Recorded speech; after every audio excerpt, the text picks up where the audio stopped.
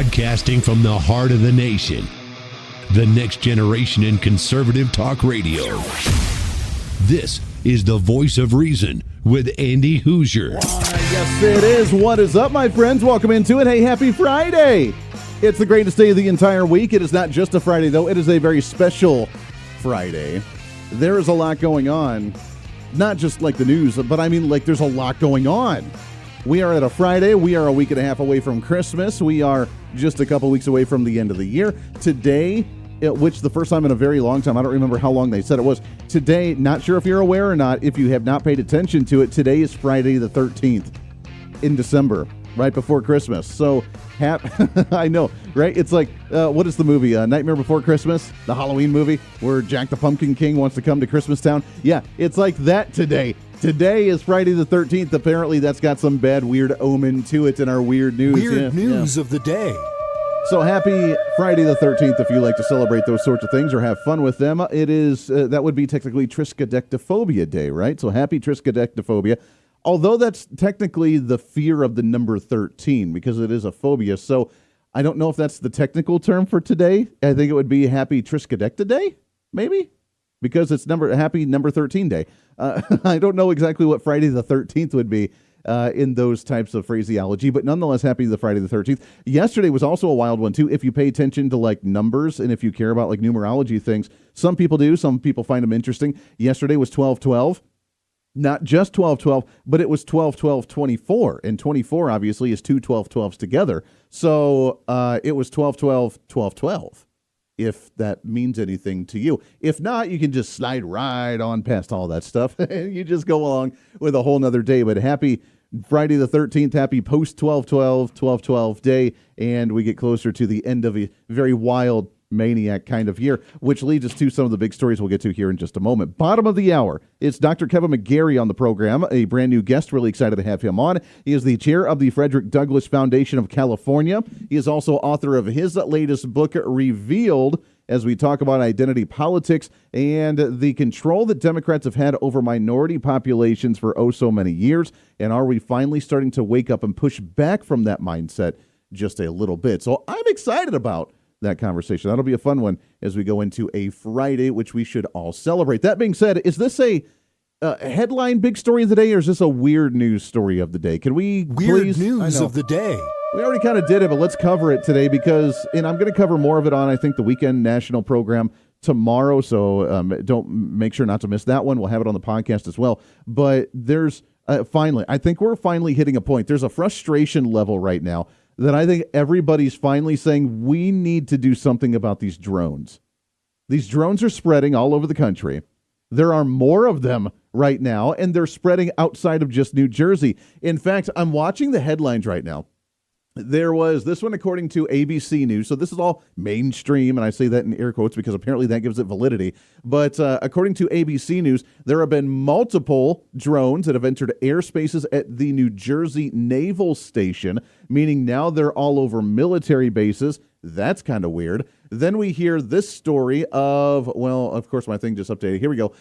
This one, according to Fox News, that there was apparently a drone.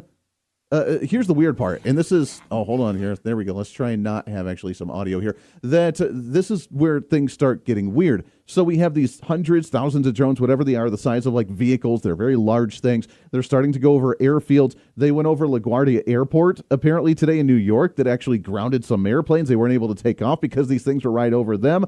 So the military's still downplaying it. The White House still downplaying this entire scenario. And now we have them going over military bases. We have them going over airports. And according to Fox News, someone watched a drone apparently strike a power line in New Jersey, crash land. The law officials, went into the field where they said that they saw it land, didn't find a thing. Now, we could speculate, did they not find a thing because it wasn't really there? Or did they find it and hide it and they don't want us to actually know about what it was? But according to the headline, no drone was found after reports of one striking a New Jersey power line and crashing into a field. They said that they could not find the issue. According to the Hillsborough Police Department, responded on Thursday night to report that a drone crashed into the field. A caller said they saw drones in the sky, with one striking the high-tension power line before crash landing. Multiple agencies searching the area from the air or foot did not find any of the drones. Really? Really? I don't know. Things are getting a little bit weird, man. This is where the frustration level hits. How many of them are there? Now that there's thousands of them all over New Jersey and New York area, hundreds of them at least, in the backyards of people, over towns, over naval bases, over LaGuardia Airport, just striking. I mean, they're all over the place. What are we going to do about it? And I think we've gotten to the point, I don't really care who they're from, what they're from. It's time to shoot them down. And why have we allowed this to go on for as long as we have? That's kind of weird to me. I didn't get to this yesterday, and I wanted to, but there's been so much going on we didn't get a chance to, that John Kirby with the Communications Department for the Pentagon made a statement trying to ease the minds of people about this issue. I just want to add a few comments on the reports of drone activity here on the East Coast, particularly in and around New Jersey. We have no evidence at this time that the reported drone sightings pose a national security or a public safety threat, or have a foreign nexus. The Department of Homeland Security and the FBI are investigating these sightings, and they're working closely with state and local law enforcement to provide resources using numerous detection methods to better understand their origin. Using very sophisticated electronic detection technologies provided by federal authorities, we have not been able to, and neither have state or local law enforcement authorities, corroborate any of the reported visual sightings. To the contrary, upon review of available imagery, it appears that many of the reported sightings are actually manned aircraft that are being operated lawfully. Well, okay, so manned aircraft that are reported lawfully. So, look, can we break this down for just a moment? Let's do the process of elimination, shall we? There are multiples of these, whether there's thousands, hundreds, or just tens of them. Maybe there's like 80 or 60 or whatever. They're flying all over the place. This has been going on for weeks, where they're flying over people's property, over towns at night, surveilling, watching, and then during the day they just disappear, and then they come back. And now they're going over airports, they're going over the naval bases. So, and that happened today, so I'm sure that we're going to hear some type of response later. I have not seen any news report come out today about any type of response from being over these military bases. But here's the thing, I don't care. And maybe this is going to lead into the deeper conversation later on about what we do with unmanned aircrafts. Or did he say manned aircrafts or unmanned aircrafts? Because, I mean, they're technically big enough. People could be in them, I guess, if they're the size of a van. I mean, I guess someone could be sitting in it. Upon review of available imagery, it appears that many of the reported sightings are actually manned aircraft that are being operated lawfully. Okay, so he says they're manned aircrafts. They could be actually people inside of them operating themselves legally. Show of hands, how many people are able to afford a sit-in manned aircraft, aka drone, that sits there for hours hovering over an entire town, watching them for hours on it, and then just disappears? How many people can afford those? And not just one, but how many can afford tens of them, 50, 60, 100 of these things to fly over an entire town? How many people can do that? Now, I get it. There are videos online of these young generation kids where they like to just make themselves a mockery and go out there and like hand out $1,000 to a random person because they feel like they're giving back to the community, but they want to make sure that everybody's very well aware of it. So this, I guess, could potentially be a massive prank on the people. Massive. Where someone would literally spend, I don't know, $1 million more to go find all these drones. I don't know how much these manned aircraft drones would be. They're not even really available to the public, are they? That I'm aware of. If they were, they'd probably be at least $100,000 plus a piece for one of these manned aircrafts. And if they do, then how many would you have to buy? So either it's a massive elaborate prank that's starting to go too far, or it's a government entity, ours or somebody else's. Those are the only options. I was really hoping for the whole ET invasion part of it, but they're not. They had the flashing lights, and they're totally apparently licensed, but we're not even checking it. That's the thing. We don't know whose they are. The military and the government apparently doesn't even care whose they are. They're just like, whatever. They're not posing a threat or a risk to us. Which leads us to one of the predictions that I have on this. Andy's prediction. It goes kind of in tandem with the pardons that we saw from Joe Biden yesterday. I mean, is this an elaborate scheme for a foreign entity to get as much information from us before Joe Biden leaves office, before we have to take him down? I mean, he's not doing anything about it. And the response to this that's been so ridiculously laxated kind of like what we saw during the Chinese balloon incident of, well, we don't know what it is. Oh, okay, we found out what it is. It's a Chinese balloon. It's not posing a risk. We're just going to let it finish its task. We'll shoot it down. Well, we can't shoot it down because it's over like backyards and people's apartments and stuff. So we're going to let it do its mission, shoot it down over the ocean, and then we'll give it back to them because they requested it back. Like, that's what we're doing here. Is that the way we're handling foreign policy here? Now, there was a concern that it was a foreign entity because according to a congressman that's there in New Jersey, who is this Congressman Jeff Van Drew, made a statement yesterday as well saying that he's talking to military leaders in the Pentagon where apparently like Iran has a mothership. I don't know if that's like a battleship or an actually like massive drone that shoots out little drones like a Star Wars scenario here where they have these potential drones flying over. John Kirby denied that and said that we don't have any intelligence of that whatsoever. So either they're lying, which very well could be because nowadays I don't trust a single word they say, or we truly don't know, which is even scarier because I thought we had some of the best technology, or they do know and they're just trying to cover it up to stop mass panic.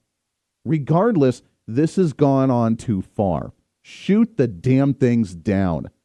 And if someone comes out and says it was a prank and they lost all this money, oh well, I'm pretty sure that when you own property, that you own it from the ground to the sky, which means, unless obviously with airplanes above you, but you can have a drone in your own backyard and you don't have to get a license for it. And it goes up however feet to however long you're allowed to have that license, but you're allowed to protect your backyard. And if they're hovering over your backyard, even if it's, a couple 100 feet up in the air, shoot the damn thing down. And if the government's not going to do it, we need to do it on our own. The weird part is that the government's just been so laxated and just doesn't care about it. It's very concerning to me. It's reminding me all over. We're getting a PTSD vision flashback here of the Chinese balloon where we know malicious intent's going on, and yet we're just not caring about it. Shoot them down.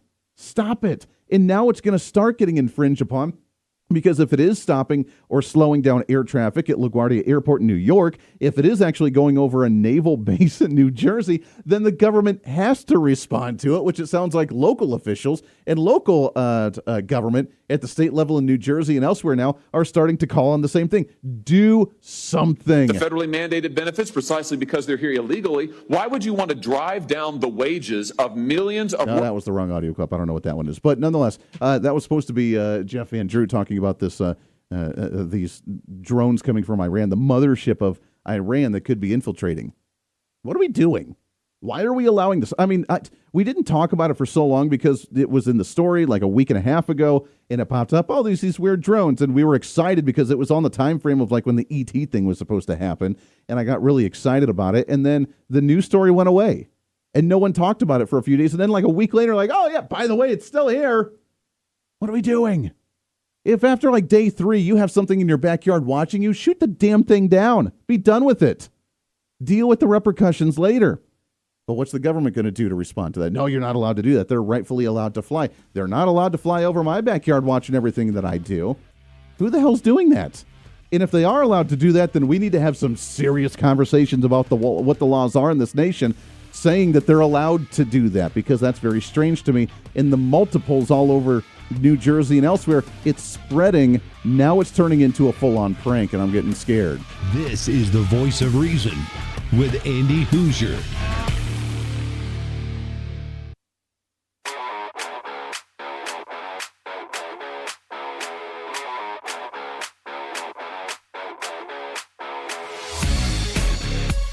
When reason meets radio. This is the Voice of Reason with Andy Hoosier. The notion that we aren't a violent country, this country was built on violence.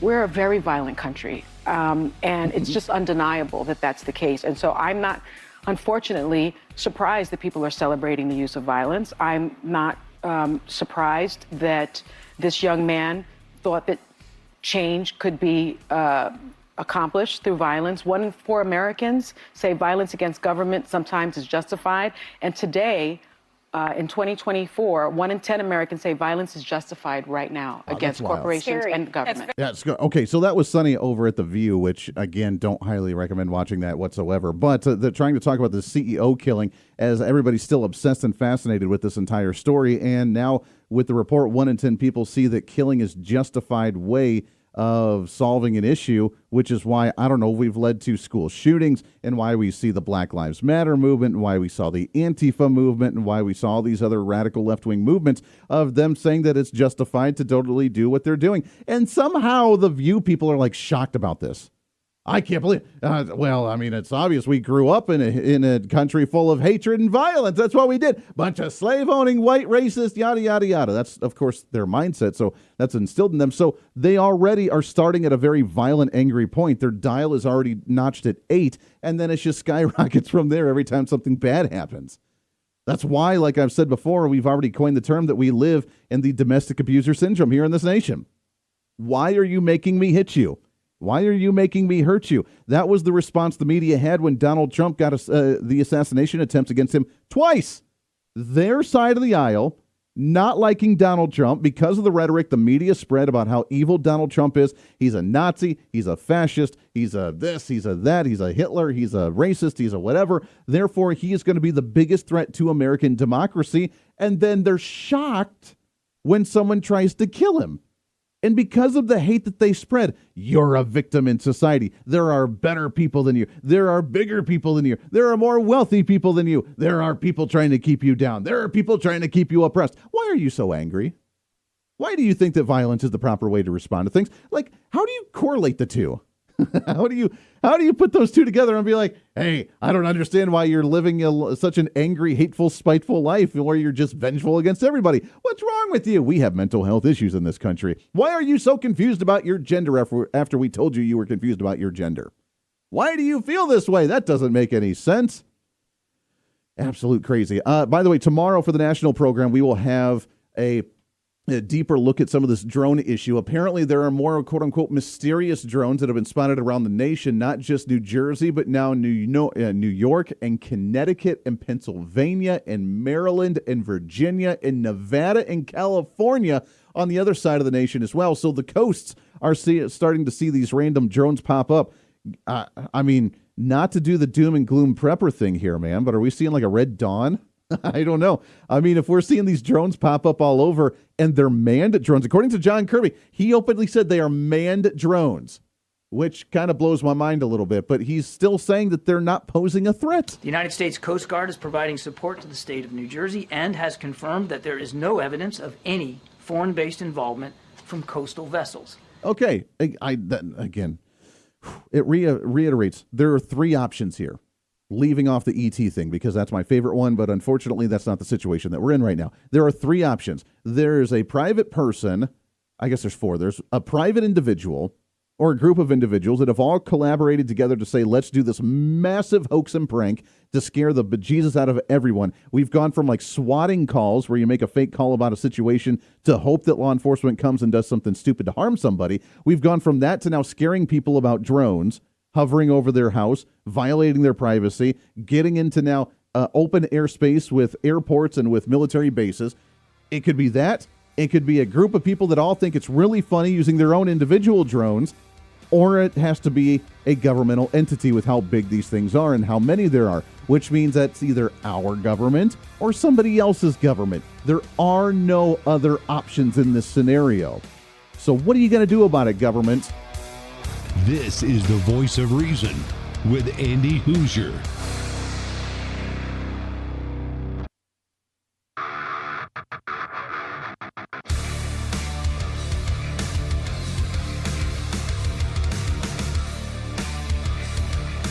Truth, reason, and common sense. This is the Voice of Reason with Andy Hoosier. Darn right it is. What's up? Welcome back into it. It is the Voice of Reason. It is a Friday. Pat yourself on the back, my friends. You made it to the end of the week. You scream, I scream. We all scream for ice cream, although it is not National Ice Cream Day. That was the day that Joe Biden officially dropped out of the presidential race. Yeah, yeah, that's totally all right. Welcome back into it. It is Friday the 13th, though, so happy Triskaidectophobia. Although I don't like to say Happy Triskaidectophobia Day, because Triskaidectophobia means the fear of the number 13. So I don't know what it is for Happy Friday the 13th, but whatever it is, happy to you as we get closer to the end of 2024. I don't want to waste any time. Really happy to have our next guest on the program. What's trending today? As we look at some of the identity politics, ways that we're pushing back, are we changing the narrative in this nation, especially with the mandate and the statement that we made during this past presidential election all over the country with the majority in the Congress and in the House and the Senate, the presidency with Donald Trump? Did we make a statement, and are we pushing back, especially for the idea, and you know I hate this, I hate the idea of identity politics, that we have to break everything down, which is what the progressives do, right? It's all about the skin color or the religion or the sexual identification or the sexual preferences or whatever. We all have to put each other in these boxes, and the boxes are imploding from the other side, which is kind of fun to watch, and we knew that was going to happen at some point finally. So it's beginning, and now they're eating their own, and we're seeing people really just walk away from that entire mindset and flock to the conservative Republican agenda. Why? Because we don't like to focus on identity politics. So what's the future of the country look like, and how can we start pushing back even more so? Really happy to have on the program. He is the chairman of the Fredrick Douglass Foundation of California and the author of the latest book, Revealed, The Archetype of American Politics, Overlords, House Negroes, and Field Negroes. Which one are you? Really happy to have on here Dr. Kevin McGary. Kevin, how are you, my friend? Good, Andy. Yeah. Good to be with you. Yeah, Thank so you great to have you. You betcha. Happy holidays, Merry Christmas to you. Are we seeing a landslide shift right now with the idea of certain demographics in the nation starting to realize kind of what's going on behind the scenes and the glass ceiling, the control that we've seen from certain political ideals in this country? And are we starting to see that shift in the nation right now? Yeah, I think so. I think that we're, based on the past election, we're actually seeing people that are tired, just literally worn out with all the identity politics stuff and all of the if you think about it, it's more like a psyop that we've been all have gone through, right? Yeah, because it seems like they're playing games with us, and that's why this book was so revelatory for me when I started to do the research on it. But fundamentally, what we're seeing is people just wanting to be free. Look, I want to be free of political party. I want to be free of having to identify with particular ideologies. I just want to be independent, free thinking, free, being able to exercise my vote however I want. Without anyone, asserting or demanding that I vote a particular way because of my ethnicity or skin color. I'm tired of that. And so we saw that, I think, in this last election. And it is refreshing to see people to sort of take that step and reject, the basic stereotypes and that way of being just based upon, well, I'm a male or I'm black and therefore I have to vote this way or that way. And so it was, I think we are beginning to see that.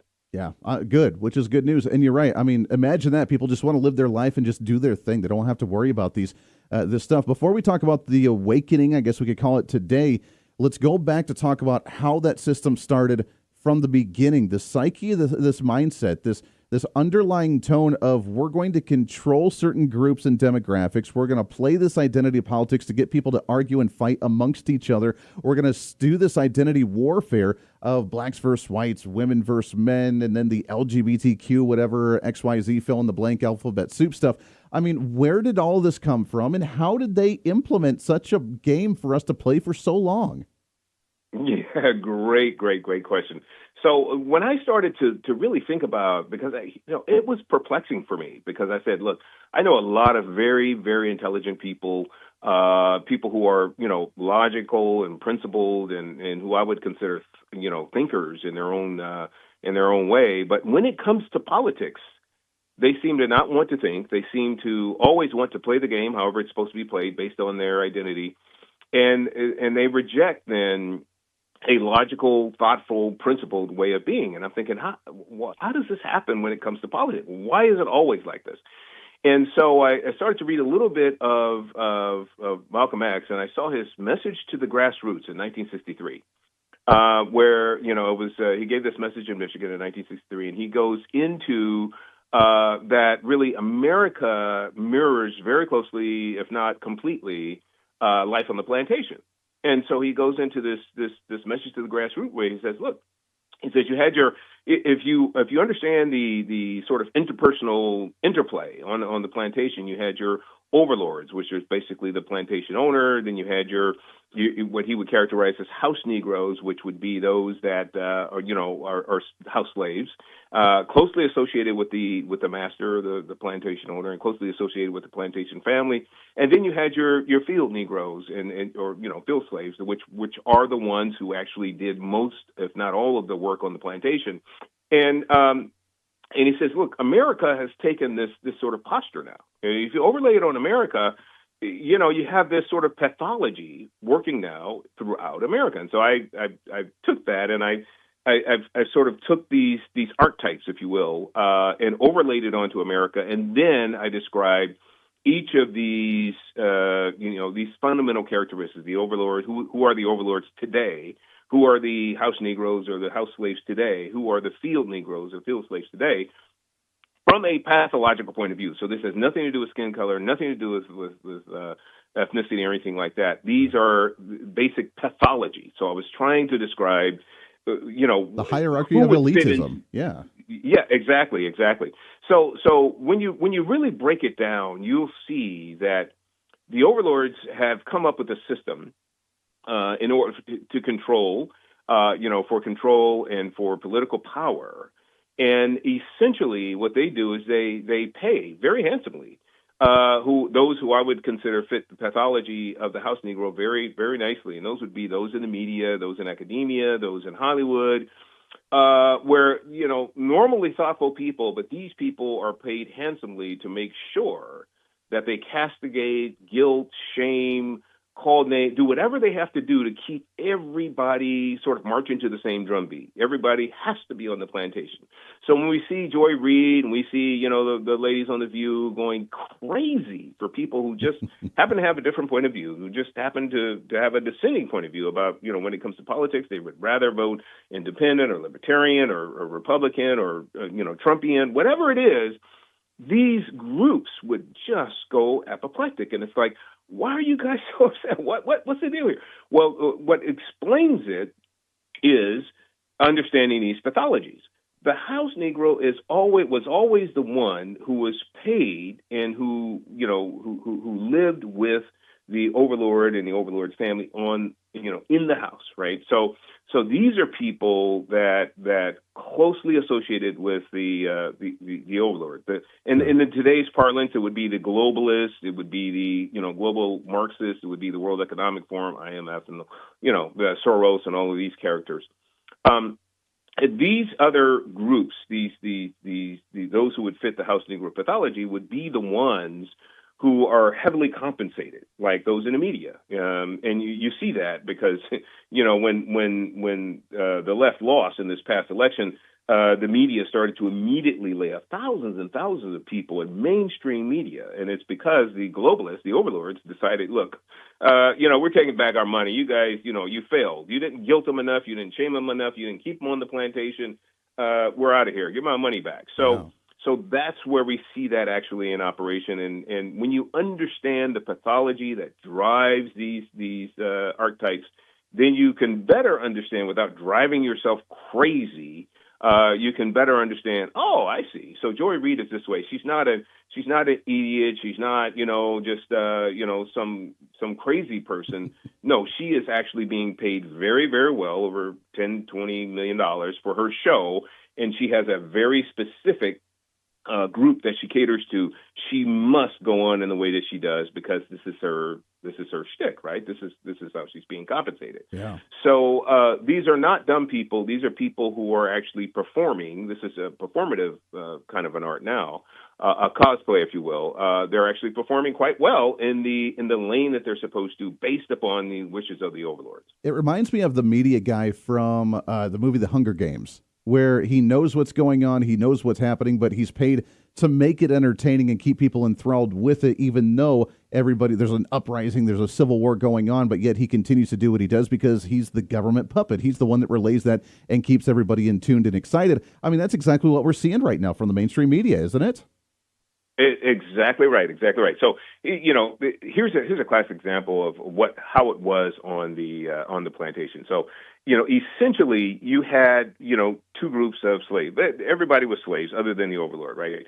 But the house Negro, those house slaves, they actually had things so much better. They got the hand-me-downs from the overlord. They got to eat at the table with the overlord and his family. They got the choice scraps off the table. I mean, these people were treated very, very well. Their only job was to keep basically to snitch on anybody and everybody that's hoping to escape the plantation.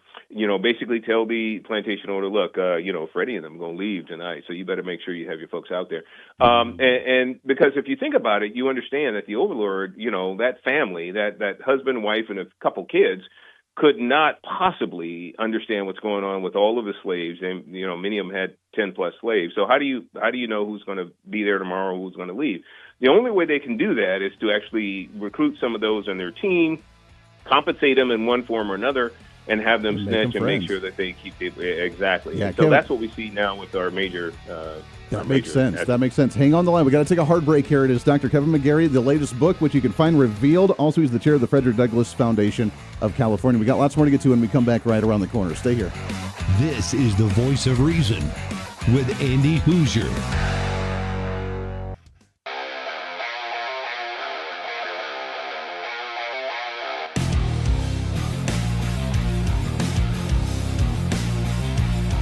America's safe space for common sense. This is the Voice of Reason with Andy Hoosier. Yes, indeed. Well, what's up? Welcome back into it. Last couple of minutes here of the program. By the way, we do have some more affiliates coming on the radio program as we are broadcasting all over the country. We'll make that announcement here shortly, so stay tuned in for that one. Loving our conversation here with our guest. I think he's going to have to be a semi-regular on the program. It is Dr. Kevin McGary. He's the chair of the Fredrick Douglass Foundation of California. Also, the author of the latest book, Revealed, The Archetypes of American Politics, Overlords, House Negroes, and Field Negroes.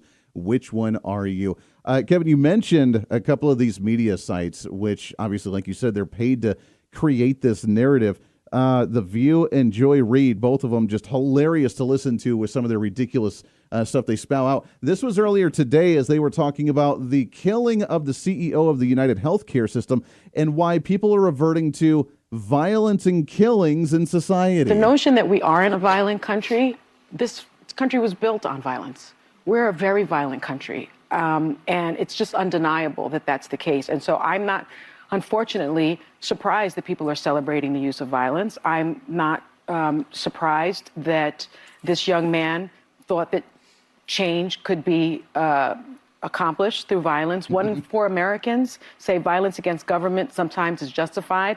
And today, in 2024, 1 in 10 Americans say violence is justified right now against corporations and government. Okay, hold on here. Kevin, I got to get your takes on this. Let me get this straight, because this is the party that looked the other way and said that it was Donald Trump's fault for spreading hateful rhetoric on why people wanted to assassinate him, called him every name in the book and said he was a racist, a bigot, he was a literally Hitler, a fascist. And then they're like, gee, I wonder why people are so hateful and reverting to violence to try and solve their issues here. Like, what are we doing today? Are we being gaslit to the nth degree right now?